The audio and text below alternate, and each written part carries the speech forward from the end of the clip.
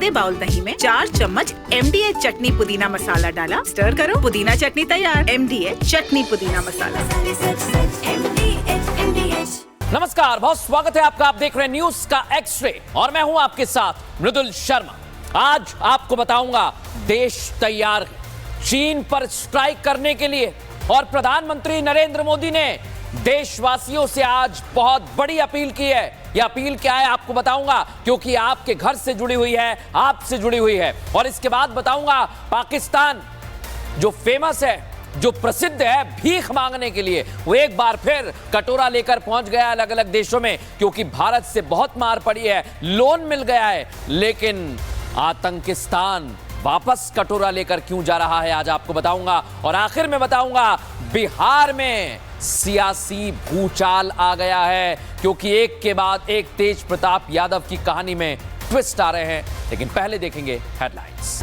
और आज दर्शकों, प्रधानमंत्री नरेंद्र मोदी ने अपील की देशवासियों से, इसलिए मैं कह रहा हूं कि देश ने चीन पर तगड़ी स्ट्राइक की है और जिसने नहीं की है वो पूरी तरह से तैयार है चीन पर स्ट्राइक करने के। लेकिन दर्शकों, आप सोच रहे होंगे कि आखिर हुआ क्या। पाकिस्तान को तो हमने सबक सिखाया है, लेकिन ये चीन का चैप्टर कहां से आ गया। आप चिंता मत करिए, पूरी जानकारी आज आपको देने वाला हूं। भारत ने अभी अभी ऑपरेशन सिंदूर से आतंकियों को मिट्टी में मिलाया है, ये तो आपने देखा ना। अब यह ऑपरेशन आपको आगे बढ़ाना है दर्शकों, आप लोगों को आगे बढ़ाना है। इसलिए अगले कुछ मिनट आपका रोल क्या होगा ऑपरेशन सिंदूर में, यह मैं आपको बताने वाला हूं। इसके लिए आपको तैयार रहना है, ध्यान से सुनिए, क्योंकि दुश्मन को आपके सिवा कोई कमजोर नहीं कर पाएगा, सिर्फ आप हैं जो कमजोर करेंगे उसे। जैसे भारत ने चीन पर आर्थिक बम गिराने की तैयारी कर ली है और वो बम गिराएंगे आप लोग दर्शक। वो आर्थिक बम होगा जो चीन पर जाकर फूटेगा। और अगर आप ये सोच रहे हैं कि ये भाई क्या है, कैसा बम है, तो मैं आपको विस्तार से समझाता हूं दर्शक, पूरा एक्सरे क्या है। भारत अपने दुश्मन देशों को छोड़ने के मूड में नहीं है। दुश्मन कोई भी हो, पीएम मोदी ने साफ कह दिया है, वो आतंकवाद पालने वाला पाकिस्तान हो, आतंकवाद को बढ़ावा देने वाले दुश्मन का समर्थन करने वाला चीन हो, तुर्की हो, कोई भी हो, भारत इन सभी को सबक सिखाएगा दर्शक। और खुलकर कह रहा हूं आज मैं, ये भिखमंगा पाकिस्तान और चालबाज चीन सावधान रहे भारत से। भारत की स्ट्रेटेजी अब दुश्मन के लिए एकदम सेट हो चुकी है दर्शक। आज गुजरात के गांधीनगर पहुंचे थे प्रधानमंत्री नरेंद्र मोदी और वहां से ये शहबाज को और असीम मुनीर को पीएम मोदी ने मैसेज दे दिया। इतना ही नहीं, चाइना को भी संदेश दे दिया है, जो बड़ी बड़ी दोस्ती की बातें करता है पाकिस्तान से। पीएम मोदी ने एक एक कर हर उस देश पर स्ट्राइक करनी शुरू कर दी है जिन्होंने आतंकिस्तान का साथ दिया दर्शक। ये देश कौन कौन से आप भी पहचान लीजिए, बहुत जरूरी है दर्शक। भारत की ड्रैगन पर स्ट्राइक चीन पर, लेकिन चीन से पहले पाकिस्तान पर स्ट्राइक हो चुकी है दर्शक। तुर्की पर भी भारतीयों ने स्ट्राइक की तैयारी की थी और अजरबैजान ये बड़ी बड़ी डींगे हाँक रहा था, इसको भी सबक सिखाया है। अब बारी है दर्शकों चीन की। चाइना पर स्ट्राइक की कैसी तैयारी है, पीएम ने आप लोगों से आज क्या अपील की है, सुनवाता हूं आपको। गणेश जी भी विदेश से आ जाते हैं, छोटी आंख वाले गणेश जी आएंगे। होली होली रंग छिड़कना है, बोले विदेशी। हमें पता था, आप भी अपने घर जाकर के सूची बनाना। सचमुच में ऑपरेशन सिंदूर के लिए एक नागरिक के नाते मुझे एक काम करना है। आप घर में जाकर सूची बनाइए कि आपके घर में 24 घंटे में सुबह से दूसरे दिन सुबह तक कितनी विदेशी चीजों का उपयोग होता है। देश को अगर बचाना है, देश को बनाना है, देश को बढ़ाना है, तो ऑपरेशन सिंदूर ये सिर्फ सैनिकों के जिम्मे नहीं है। ऑपरेशन सिंदूर 140 करोड़ नागरिकों के जिम्मे है। ऑपरेशन सिंदूर सैन्य बल से नहीं, जनबल से जीतना है दोस्तों। इस देश के नागरिक के पसीने की जिसमें सुगंध हो, उन चीजों का मैं इस्तेमाल करूंगा। सुन लिया दर्शकों आपने, प्रधानमंत्री नरेंद्र मोदी ने छोटी आंखों वाले गणेश जी का जिक्र किया और एकाएक लोग कहने लगे कि पीएम ने यह क्यों कहा। लेकिन प्रधानमंत्री नरेंद्र मोदी की जुबान से निकले ये शब्द सीधे दर्शकों चीन की ओर इशारा करते हैं। यानी भारत अब पाकिस्तान के बाद चीन पर स्ट्राइक करने की तैयारी कर रहा है और इसके लिए हम तैयार हैं।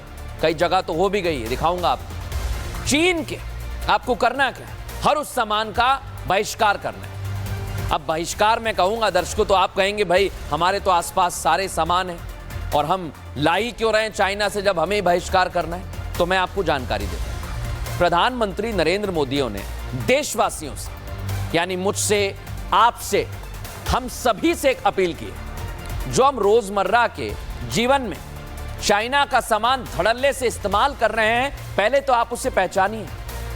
चीन का सामान सुबह उठने से लेकर रात को सोने तक इस्तेमाल में लाया जाता है और शायद आपको पता भी नहीं होगा दर्शक, जाने अनजाने आप भी यूज कर रहे होंगे, इस्तेमाल में ला रहे होंगे। हो सकता है मेरे पास भी कोई सामान हो, मैं इनकार नहीं कर रहा। लेकिन हमें करना क्या है? हमें पहले तो सामान को पहचानना है, भाई यह है क्या, और फिर कोशिश करनी है कि हम ज्यादा से ज्यादा, ऐसा नहीं है कि सामान रखा है तो घर से उठाकर बाहर फेंक देना, नहीं, आपको पहचानना है और फिर उससे दूर जाना है। जैसे सुबह उठकर आप टूथब्रश करते हैं, हाथ में लेते हैं, बेशक भारतीय ब्रांड के होंगे लेकिन उनमें से ज्यादातर टूथपेस्ट के प्लास्टिक के खोल चाइना में तैयार होते हैं दर्शकों, मेड इन चाइना।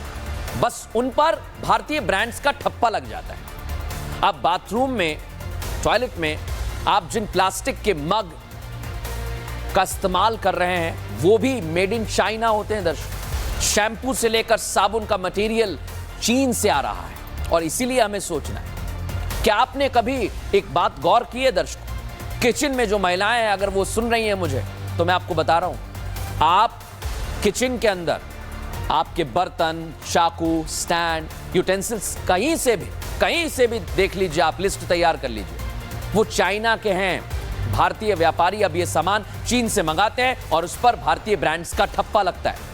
ऑफिस में जो लोग ऑफिस में काम करते हैं, टेबल पर रखा डेस्कटॉप आमतौर पर चीन या ताइवान का बना होता है। प्रिंटर ज्यादातर चीन से बनकर भारत आ रहे हैं दर्शक, और मैं तो हैरान रह गया, हमारी गाड़ी के एसेसरीज के बाजार पर भी चीन का कब्जा है।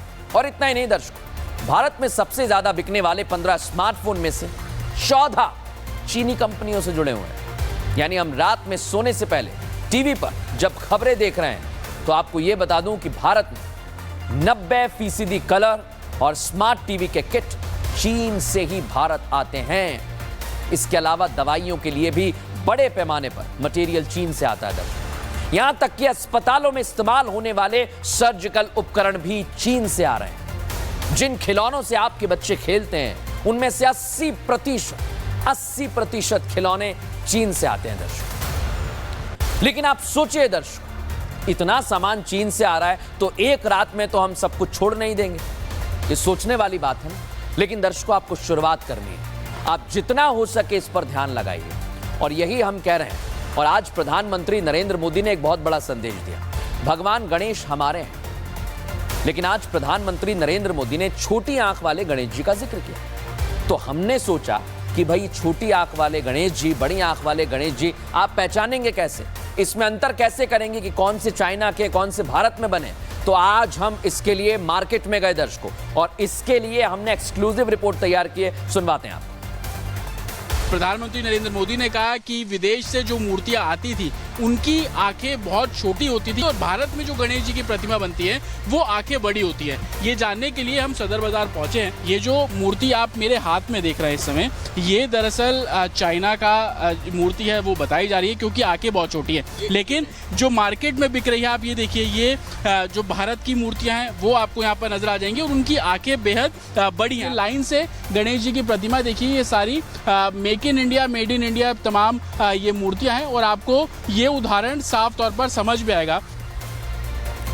दर्शकों, आप में से कई लोग होंगे वो ये कह रहे होंगे कि अगर स्वदेशी लेते हैं तो महंगा पड़ता है। बिल्कुल मैं सहमत हूं इस बात। लेकिन आप सोचिए दर्शकों, रात को उठने से ले रात को सोते हैं जब आप, सुबह उठते हैं, ऑफिस जाते हैं, किचन तक, बच्चों के खिलौने, हर चीज, अस्पताल में होने वाले कई सारे उपकरण जो इस्तेमाल में लाए जाते हैं वो भी चाइना से आ रहे हैं। तो हमारी निर्भरता सस्ते के चक्कर में कितनी बढ़ गई है चाइना पे। यही हमारा कसूर है और मुझे लगता है कि इसमें हमें सोचना चाहिए कि हम चीन की अर्थव्यवस्था को उससे इतनी बड़ी मात्रा में सामान खरीदकर लगातार बढ़ा रहे हैं, लेकिन अगर यही सामान मेड इन इंडिया हो जाए और सिर्फ आपको खरीदना और सिर्फ बहिष्कार नहीं करना है दर्शकों, अगर आप बना सकते हैं तो बनाइए।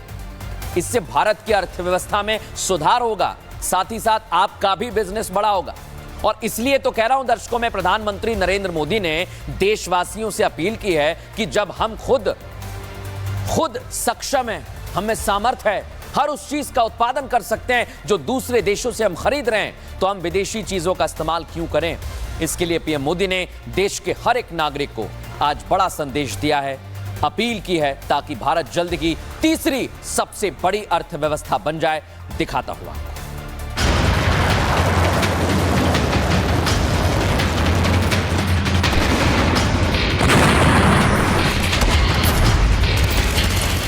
जो ऑपरेशन सिंदूर आतंकवाद के खात्मे से शुरू हुआ था, वो आज हर उस दुश्मन को जवाब देने के लिए तैयार है, जिसमें न केवल सेना का योगदान है, बल्कि इसमें आम भागीदारी, एक एक हिंदुस्तानी की भागीदारी रहने वाली है। देश का एक एक नागरिक आतंकवाद को पनाह देने वालों का जो भी साथ देगा, उसका बहिष्कार करने के लिए तैयार है। गुजरात से पीएम मोदी ने देश को यही संदेश दिया कि भारतवासियों को ऑपरेशन सिंदूर की सफलता में अपनी भी भागीदारी देनी चाहिए, जिससे आगे से कोई आतंकवाद का साथ देने से पहले 10 बार सोचे। ये ऑपरेशन सिंदूर जनबल से आगे बढ़ेगा। 2047 जब भारत की आजादी के 100 साल होंगे, विकसित भारत बनाने के लिए तत्काल भारत की इकोनॉमी को 4 नंबर से 3 नंबर पर ले जाने के लिए कोई विदेशी चीज का उपयोग नहीं करेंगे। यानी ऑपरेशन सिंदूर अब केवल सेना तक सिमट कर नहीं रह गया, इससे देश की अर्थव्यवस्था को भी मजबूती मिलेगी। जिस इकोनॉमी को प्रधानमंत्री मोदी के नेतृत्व में 11 नंबर से उठाकर 4थे नंबर पर भारत लेकर पहुंचा है, अब उसे एक पायदान और आगे बढ़ाने का लक्ष्य निर्धारित किया गया है। 3 कब बनोगे, इसका दबाव बढ़ रहा है। अब देश इंतजार करने को तैयार नहीं है, और अगर कोई ने इंतजार करने के लिए कहा तो पीछे से नारा आता है, मोदी है तो मुमकिन है। एक तो हमारा लक्ष्य है 2047 हिंदुस्तान विकसित होना ही चाहिए। आजादी के 100 साल ऐसे मनाएंगे कि दुनिया में विकसित भारत का झंडा फहरता होगा। पीएम मोदी ने ऑपरेशन सिंदूर में जनबल का साथ मांगा, तो इस पर देश के लोगों ने भी उन्हें विश्वास दिलाया कि इस जंग में पूरा देश उनके साथ है। लोग अब विदेशी सामान को ना खरीदकर स्वदेशी सामान को तवज्जो देने के लिए आगे बढ़ रहे हैं। जो हमारे प्रधानमंत्री हैं, बहुत ही शक्तिशाली प्रधानमंत्री हैं, और जो उन्होंने बोला है बिल्कुल सही बोला है कि भारत का ही सामान यूज करिए। चाइनीज उपकरणों का, चाइनीज सामानों का पूरे भारत में जब तक बहिष्कार नहीं होगा, तब तक भारत मजबूत नहीं होगा। पीएम मोदी जी का ये संदेश अच्छा है, इसलिए सभी चाइनीज चीजों को छोड़ना चाहिए। जो देश में सामान बनना है उसका जो है हमको इस्तेमाल करना चाहिए, चाइनीज सामान का बाइकआउट करना चाहिए, और पब्लिक के द्वारा ही होना चाहिए, क्योंकि सरकार के द्वारा उसको रोका नहीं जा सकता। पीएम मोदी का यह बयान एक तरफ चीन पर वो स्ट्राइक है जो पाकिस्तान का साथ देने के लिए उसकी कमर तोड़ने के लिए काफी है, क्योंकि भारत बहुत कुछ चीन से इंपोर्ट करता है, और अगर इस मार्केट की तरफ अगर आगे भारत झांकेगा भी नहीं तो चीन की अर्थव्यवस्था पर इसका असर पड़ेगा। दूसरी तरफ स्वदेशी सामान पर देश निर्भर होगा और आत्मनिर्भरता बढ़ेगी। इससे हमारी इकोनॉमी को बूम मिलेगा, जल्द ही दुनिया में तीसरे नंबर पर पहुंच जाएगी। अब दर्शकों, चीन पर स्ट्राइक की तैयारी तो है, लेकिन देश में जो लोग हैं, जो लोग सबूत मांगते हैं, उनको भी आज प्रधानमंत्री ने खरी खरी सुनाई। यानी एक तरफ प्रधानमंत्री मोदी की दुश्मनों को लेकर पूरी तैयारी है और आप लोगों से भी अपील की है, दूसरी तरफ ऑपरेशन सिंदूर पर जो लोग सवाल उठा रहे हैं ना दर्शक, उनको भी आज मोदी ने खरी खरी सुनाई, विरोधियों को बराबर जवाब दिया। विपक्ष में मौजूद कुछ नेता हैं दर्शक जो लगातार पाकिस्तान पर, भारत की कार्रवाई पर फिजूल के सवाल खड़े कर रहे हैं, जिनमें राहुल गांधी हैं और उनकी पार्टी के कई नेता हैं। लेकिन इसके बाद नाम जुड़ गया है शिवसेना नेता का। शिवसेना के नेता हैं संजय राउत, ये हैं वो। दुश्मन को धूल चटाने वाले ऑपरेशन सिंदूर को ये फेल बता रहे हैं। बताइए इन्हें, आपको कहीं दिख जाएं तो आप भी इन्हें तस्वीर दिखाइएगा ऑपरेशन सिंदूर की। लेकिन पहले आपको सुनवाता हूं ये सवाल कैसे उठा रहे हैं। ऑपरेशन सिंदूर ये एक फेलियर ऑपरेशन है, उसके लिए जिम्मेदार देश के गृह मंत्री अमित शाह है, और उसका प्रायश्चित्त लेने के लिए अमित शाह जी ने अपने पद से इस्तीफा देना चाहिए।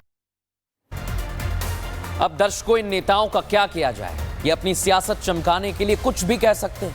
हमारे सेना के जवानों के शौर्य पर सवाल उठा रहे हैं और ये कोई पहली बार नहीं है जब संजय राउत जैसे नेता आतंकवाद के खिलाफ ऑपरेशन सिंदूर पर सवाल उठा रहे हो।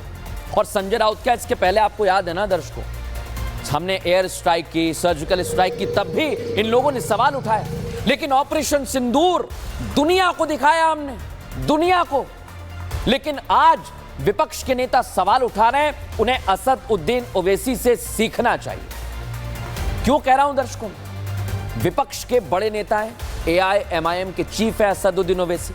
भारत में आपने देखा होगा उनकी असहमतियां रहती हैं कई सारी, लेकिन आज वो एक उदाहरण पेश कर रहे हैं। वो विदेश में जाकर ऑपरेशन सिंदूर की सफलता का बखान कर रहे हैं और पाकिस्तान के असल चेहरे को बेनकाब कर रहे हैं। दर्शकों सुनिए जरा कैसे ओवैसी ने पाकिस्तान की खटिया खड़ी कर दी। चुटपुट युद्ध ನಡೆದಿವೆ। थोड़ी सी एक्टिविटी उन्होंने की, पता नहीं दिल से की या मजबूरियत में की, वो तारा साहब बोलेंगे। ये तो PR एक्सरसाइज है, ध्यान हटाने के लिए, ध्यान भटकाने के लिए। इसमें तो मास्टर हैं। ये वो विपक्षी नेता हैं जिन्होंने दिन में भी आंखें बंद कर रखी हैं। ये वो विपक्षी नेता हैं जिनके लिए सियासत राष्ट्र से ऊपर दिखाई देती है, क्योंकि इनके लिए मोदी विरोध राष्ट्रवाद से ज्यादा जरूरी दिखाई पड़ता है। उद्धव गुट के नेता संजय राउत से लेकर कांग्रेस नेता तारिक अनवर भी ऑपरेशन सिंदूर पर सवाल उठाने लगे। ऑपरेशन सिंदूर ये एक फेलियर ऑपरेशन है और उसका प्रायश्चित लेने के लिए अमित शाह जी ने अपने पद से इस्तीफा देना चाहिए। उस ऑपरेशन में आपको मौका मिला था तो कश्मीर ऑक्युपाइड जो एरिया है, जो क्षेत्र है, उसको ले सकते थे, लेकिन आपने उस मौके का फायदा उठाया नहीं। तो ये 56 इंच का सीला कहाँ चला गया मालूम नहीं। जो संजय राउत आज सेना के शौर्य पर सवाल उठा रहे हैं, वो शायद ये भूल गए कि अगर बाला साहब ठाकरे होते तो ऑपरेशन सिंदूर की सराहना करते, PM मोदी को इसके लिए धन्यवाद देते। और ये कह रहे हैं गृह मंत्री अमित शाह। ये उद्धव सेना को क्या हो गया है? ये बाला साहब की पार्टी हुआ करती थी एक जमाने में। आज बाला साहब होते तो ऑपरेशन सिंदूर के लिए मोदी जी को गले लगा लेते। एक तरफ विपक्ष के कुछ नेता सवाल उठा रहे हैं तो असद उद्दीन ओवैसी पाकिस्तान के आतंकी कनेक्शन और भारत के ऑपरेशन सिंदूर की सफलता के बारे में जाकर पूरी दुनिया को बता रहे हैं और पाकिस्तान को दिखा रहे हैं। कितने बरसों से भारत में पाकिस्तान की तरफ से जो उनके एडेड प्रोमोटेड ट्रेन टेररिस्ट आकर भारत में आतंक मचा रहे हैं। तो ऑल इन ऑल हम बता रहे हैं कि भारत तो चाहता ही नहीं है, मगर कंटिन्यूसली एक पड़ोसी मुल्क भारत में इंस्टेबिलिटी पैदा करना चाह रहा है। ऑपरेशन सिंदूर के तहत भारतीय फौज ने कैसे कहर पाकिस्तान में मौजूद आतंकी ठिकानों पर बरपाया, इसका एक एक सबूत सेना ने कैमरे के सामने आकर बताया। दुश्मन पर की गई स्ट्राइक विदेश में बैठे हर एक शख्स ने देखी और उन्हीं सबूतों के आधार पर भारत का लोहा माना। आतंकवाद के 9 ठिकाने तय करके 22 मिनट में, साथियों 22 मिनट में उनको ध्वस्त कर दिया। और इस बार तो सब कैमरा के सामने की सारी व्यवस्था रखी थी ताकि हमारे घर में कोई सबूत न मांगे। ऐसा माना जा रहा है कि मोदी ने ये बात उरी आतंकी हमले के बाद POK में की गई भारतीय सेना की सर्जिकल स्ट्राइक को लेकर की।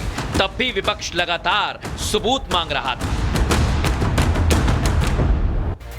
अब दर्शकों, एक तरफ प्रधानमंत्री नरेंद्र मोदी ने विपक्ष को जवाब दिया, आजादी के समय गलतियों का जिक्र किया। PM मोदी ने पाकिस्तान में पैदा होने वाले आतंकवाद के लिए आजादी के बाद पहली सरकार को निशाने पर लिया, यानी तत्कालीन प्रधानमंत्री जवाहरलाल नेहरू। और जो उस समय हुआ उस पर प्रधानमंत्री नरेंद्र मोदी ने बताया कि ये गलतियां हुई हैं। 1947 में बंटवारे का जख्म भी आज PM की जुबान पर आया। उन्होंने कहा कि अगर सरदार पटेल की बात मान ली होती तो आज देश को ये दिन देखने को नहीं मिलता। लेकिन आखिर क्या है वो गलतियां, वो आपको बताते हैं दर्शकों। हमने जब इतिहास खंगाला तो कुछ जानकारियां हमें मिली हैं। सरदार पटेल की कश्मीर नीति से अलग राय थी जवाहरलाल नेहरू जी की। कश्मीर में सैन्य से ज्यादा वो राजनीतिक हल चाहते थे। कश्मीर को विशेष दर्जा देने का भी उन्होंने समर्थन किया था। अनुच्छेद 370 को अस्थायी समाधान भी उन्होंने माना था। यानी नेहरू का झुकाव शेख अब्दुल्ला की तरफ ज्यादा था और मुद्दे को अंतर्राष्ट्रीय स्तर पर नहीं ले जाना चाहते थे। इसके बावजूद कश्मीर मुद्दे को यूएन में उठाया गया। कश्मीर में जनमत संग्रह पर वो पक्षधर रहे, लेकिन सरदार पटेल ने जो कहा वो आज प्रधानमंत्री ने बताया। उन्होंने कहा कि अगर सेना वहां से पीछे नहीं हटती तो पीओके की समस्या का समाधान हो जाता। लेकिन 47 में क्या हुआ था दर्शकों, ये आपको समझना पड़ेगा। भारत पाक के बीच अक्टूबर 1947 में जंग हो गई और हरि सिंह ने स्टैंड स्टिल एग्रीमेंट पर साइन किया। ना भारत ना पाकिस्तान के साथ गए वो। राजा हरि सिंह मुस्लिम बहुल राज्य का भारत के साथ ना जाना उन्हें खलने लगा और इधर जिन्ना ने कश्मीर को पाक में मिलाने की कोशिश की। राजा हरि सिंह ने जिन्ना की बात मानने से इनकार कर दिया और पाक ने कई सारे कबायलियों के साथ कश्मीर पर हमला बोल दिया। 24 अक्टूबर को ऑपरेशन गुलमर्ग के तहत हमला किया गया दर्शकों। इसके बाद महाराजा हरि सिंह ने भारत से सैन्य मदद मांगी। विलय के बाद भारत ने जम्मू कश्मीर में सेना भेजी। जनवरी 1949 तक ये युद्ध चला और उसके बाद सीज फायर हुआ। इसी का आज पीएम ने जिक्र किया है, सुनवाते हैं आप। 1947 में जब मां भारती के टुकड़े हुए, कटनी चाहिए थी तो जंजीरें, लेकिन काट दी गई भुजाएं, देश के 3 टुकड़े कर दिए गए। पहला आतंकवादी हमला कश्मीर की धरती पर हुआ। अगर उसी दिन इन मुजाहिदों को मौत के घाट उतार दिया गया होता और सरदार पटेल की इच्छा थी कि पीओके वापस नहीं आता है, तब तक सेना रुकनी नहीं चाहिए। लेकिन सरदार साहब की बात मानी नहीं गई और पहलगाम में भी उसी का विकृत रूप था। दर्शकों, आज प्रधानमंत्री नरेंद्र मोदी ने हर उस सवाल का जवाब दिया जो चारों तरफ से उठाए जा रहे हैं। प्रधानमंत्री नरेंद्र मोदी ने पाकिस्तान के झूठे प्रोपेगेंडे को बेनकाब किया। वो प्रोपेगेंडा जो पाकिस्तान भारत के ऑपरेशन सिंदूर और भारत की कार्रवाई के खिलाफ उठा रहा है, फैला रहा है। दो हाथ करने में भारत से हार रहा है पाकिस्तान, तो डिजिटल प्लेटफॉर्म पर झूठ का सहारा ले रहा है और इसे ही प्रधानमंत्री ने आज दुनिया के सामने एक्सपोज कर दिया और बता दिया कि ये प्रॉक्सी वॉर का नाम जो दिया गया था अब नहीं चलेगा। सुनिए जरा। पाकिस्तान समझ गया कि लड़ाई में वो भारत से जीत नहीं सकते और इसलिए उसने प्रॉक्सी वॉर चालू किया और निर्दोष निहत्थे लोग जहां मौका मिला वे मारते रहे और हम सहते रहे। क्या ये अब सहना चाहिए? क्या गोली का जवाब गोले से देना चाहिए? ईंट का जवाब पत्थर से देना चाहिए? अब दर्शकों, एक महत्वपूर्ण बात आपको बताते हैं। ऑपरेशन सिंदूर के बाद भारत की कूटनीति का ही नतीजा है। पाकिस्तान का असली चेहरा सामने आ गया।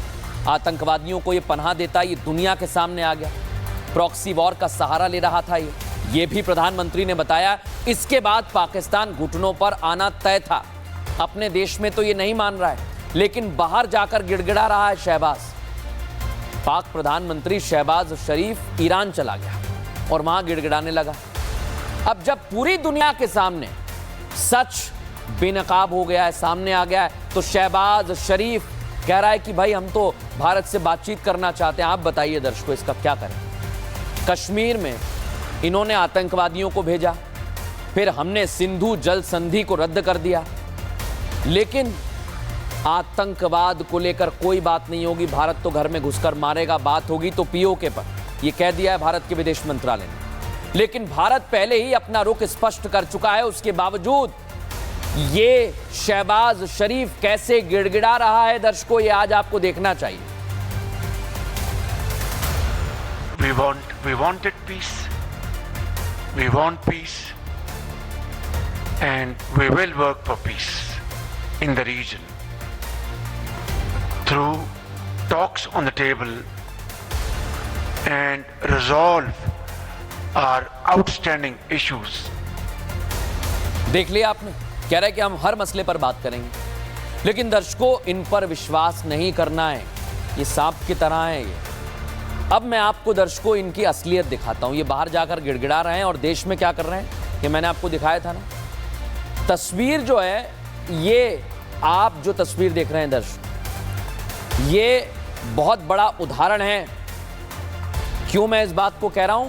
क्योंकि ये 2019 की तस्वीर है, जब चीन से ये युद्धाभ्यास कर रहे थे, साथ में चीन के, और उन्होंने बताया कि हमने भारत पर ऐसे मिसाइल छोड़ी है। ये झूठी तस्वीर है दर्शक, झूठी तस्वीर है।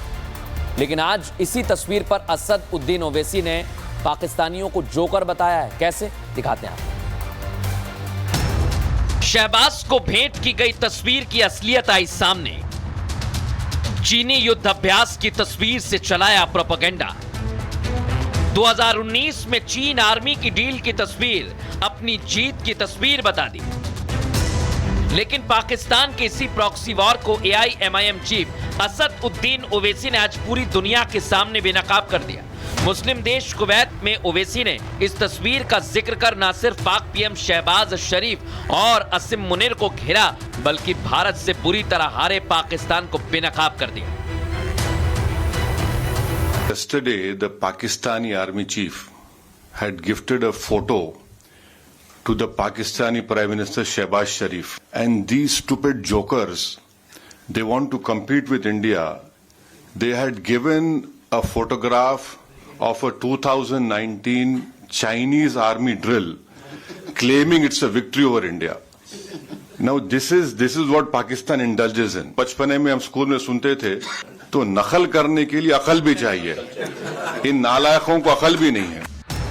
ओवैसी ने पाकिस्तान का आतंकी कनेक्शन भी दुनिया के सामने रखा और इस समस्या की जड़ पाकिस्तान को बता दिया। ओवैसी ने साफ शब्दों में कहा कि पाकिस्तान खुद को आतंकग्रस्त होने का ढोंग करता है, लेकिन वहां आतंकी ट्रेनिंग कैंप चलते हैं।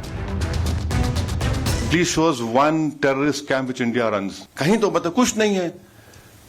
और बार बार ये मुसलमान, Pakistan cannot take up this issue। हम मुसलमान, क्या मुसलमान, हिंदुस्तान में पाकिस्तान से बढ़ के मुसलमान है, पाकिस्तान से बढ़ के मुसलमान है। और मैं तो आपको बोल रहा हूं कि उनसे ज्यादा हम ईमानदार हैं, उनसे ज्यादा हम में तकवा है, अल्लाह से मोहब्बत है। ओवैसी ने मुस्लिम देश कुवैत में रहते हुए पाकिस्तान को ऐसा धो धोकर पीटा कि वो जिंदगी भर याद रखेगा और भारत के खिलाफ कोई भी प्रोपेगेंडा चलाने से पहले 1000 बार सोचेगा। पूरी दुनिया के सामने पाकिस्तान का झूठ हर स्तर पर बेनकाब हो रहा है। पाकिस्तान झूठा है दर्शक, और आज BSF ने भी इसके सबूत दे दिए हैं। तस्वीर आपको दिखाता हूं, 9-10 मई की तारीख। प्रधानमंत्री नरेंद्र मोदी ने ऑपरेशन सिंदूर के लिए सेना को खुली छूट दी। दिखाइए जरा BSF ने कैसे पाकिस्तान के अंदर घुसकर मारा था, वो सबूत धीरे धीरे सामने आ रहे हैं दर्शकों। और बता रहा हूं मैं आपको, ये पाकिस्तानी यहां से भाग गए थे और BSF ने आज वीडियो जारी कर इस चीज को बताया भी है, दिखाया भी है कि अगर पाकिस्तान हिमाकत करेगा तो उन्हें फिर से ऐसे ही मारा जाएगा। पाकिस्तानी पोस्ट पे भारी फायरिंग हमने करी और काफ़ी नुकसान हमने उनकी पोस्टों को पहुंचाया। हमने पाकिस्तान के सियालकोट ज़िले में स्थित 3 टेरर लॉन्च पैड्स पे हमने हमला किया। हमारे अपने सोर्सेज के द्वारा पता लग रहा है, उसमें यह है कि पाकिस्तान को इन इलाकों में भारी नुकसान उठाना पड़ा है।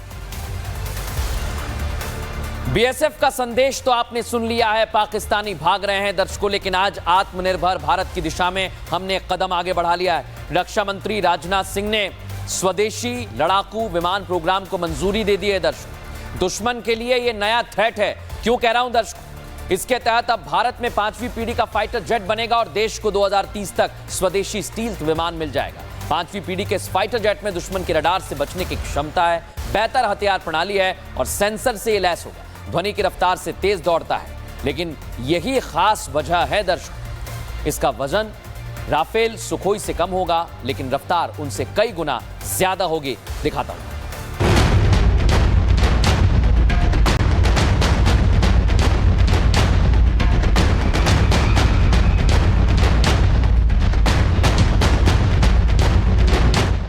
देश की सुरक्षा को नई उड़ान देने जा रहा है भारत का स्वदेशी 5th जनरेशन लड़ाकू विमान AMCA यानी एडवांस मीडियम कॉम्बैट एयरक्राफ्ट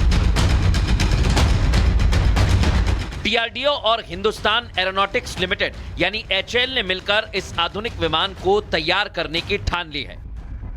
इस विमान की सबसे बड़ी ताकत है स्टील्थ तकनीक, यानी रडार की पकड़ में आए बिना दुश्मन के इलाके में घुसपैठ और सटीक हमला करने में ये सक्षम है। इसके ऊपर जो नैनो पार्टिकल्स होते हैं आयरन स्फीयर्स के, उनकी कोटिंग होगी। इसका जो रडार क्रॉस सेक्शनल एरिया है वो भी बहुत कम होगा और इसकी जो क्रूजिंग स्पीड है वो बहुत ज़्यादा होगी। इंडियन एयरफोर्स के लिए ये एक फोर्स मल्टीप्लायर साबित होगा। जानकारी के मुताबिक